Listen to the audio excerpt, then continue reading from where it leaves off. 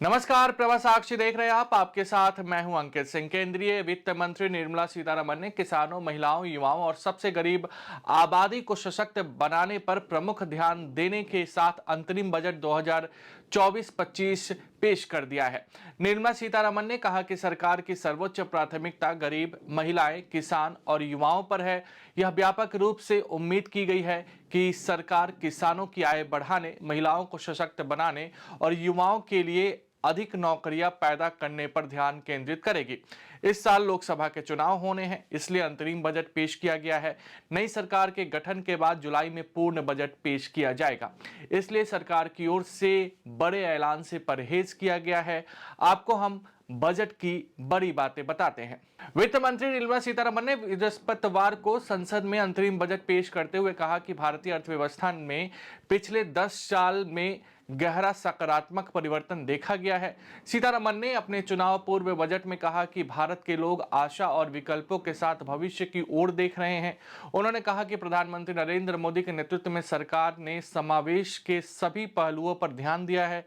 वित्त मंत्री ने कहा कि संरचनात्मक सुधारों, जन समर्थन कार्यक्रमों और रोजगार के अवसरों ने अर्थव्यवस्था को नई ताकत देने में मदद की है। सीतारमण ने कहा कि सरकार 2047 तक भारत को एक विकसित देश बनाने की दिशा में काम कर रही है। सीतारमण ने अंतरिम बजट 2024-25 पेश करते हुए कहा कि अन्नदाता के लिए न्यूनतम समर्थन मूल्य समय समय पर और उचित रूप से बढ़ाया गया है। उन्होंने जोर देकर कहा कि सरकार के लिए सामाजिक न्याय एक प्रभावी तथा आवश्यक मॉडल है। वित्त मंत्री ने कहा कि सरकार प्रणालीगत असमानताओं को दूर करने पर ध्यान केंद्रित कर रही है। वित्त मंत्री ने कहा कि देश में 80 करोड़ लोगों को मुफ्त राशन मिलने से उनकी भोजन संबंधी चिंताएं खत्म हो गई है। उन्होंने लोकसभा में अंतरिम बजट पेश करते हुए कहा कि 2014 में जब मोदी सरकार सत्ता में आई तो भारत भारी चुनौतियों का सामना कर रहा था और सरकार ने सही तरीके से चुनौतियों पर काबू पाया।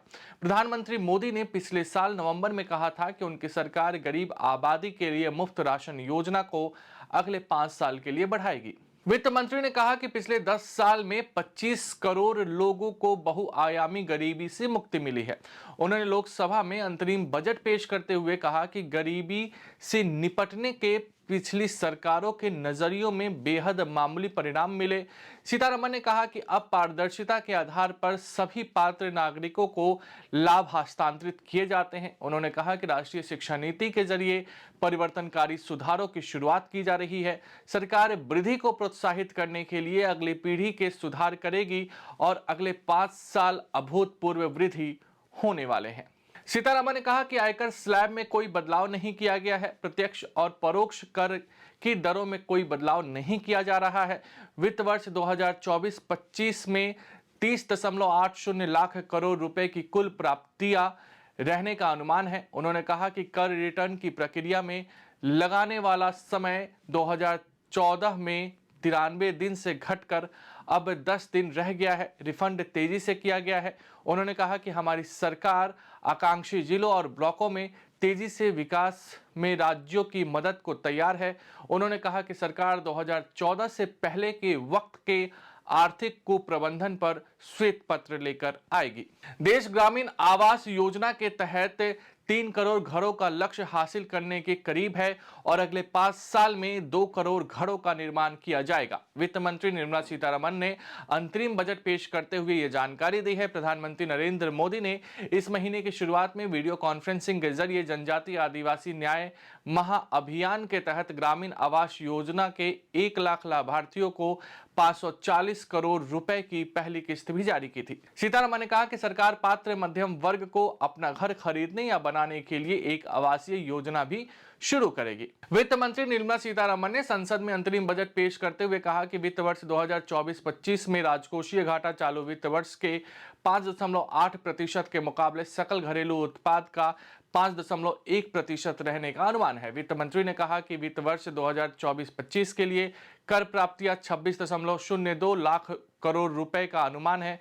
उन्होंने बताया कि वित्त वर्ष 2023-24 में राजकोषीय घाटा सकल घरेलू उत्पाद का 5.8% रहने का अनुमान है, जो पहले के अनुमान 5.9% से कम है। उन्होंने कहा कि हमारे लिए जीडीपी का अर्थ गवर्नेंस, परफॉर्मेंस और डेवलपमेंट है। वित्त मंत्री निर्मला सीतारमण ने बृहस्पतिवार को देश में दूध और दुग्ध उत्पादक बढ़ाने की योजना की घोषणा की।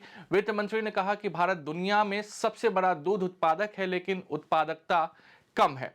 भारत का दुग्ध उत्पादन 2022-23 में 4% बढ़कर 23.05 करोड़ टन हो गया है। उन्होंने यह भी कहा कि तिलहन उत्पादन के लिए आत्मनिर्भरता के लिए एक रणनीति विकसित की जाएगी। वित्त मंत्री निर्मला सीतारमण ने बृहस्पतिवार को कहा कि पीएम किसान योजना के तहत 11.8 करोड़ किसानों को वित्तीय सहायता प्रदान की गई है।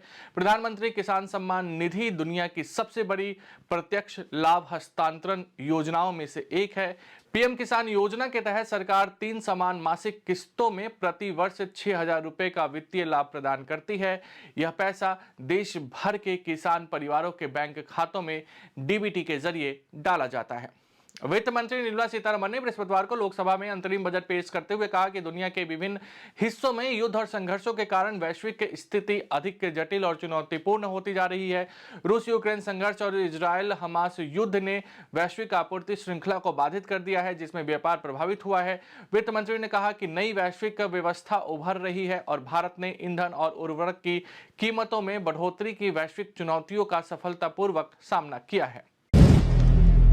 अगर आप भी लेना चाहते हैं देश दुनिया की तमाम जानकारी तो आज ही सब्सक्राइब करें हमारे चैनल को। साथ ही नीचे दिए बेल आइकन को जरूर दबाएं ताकि हर अपडेट आप तक पहुंच सके।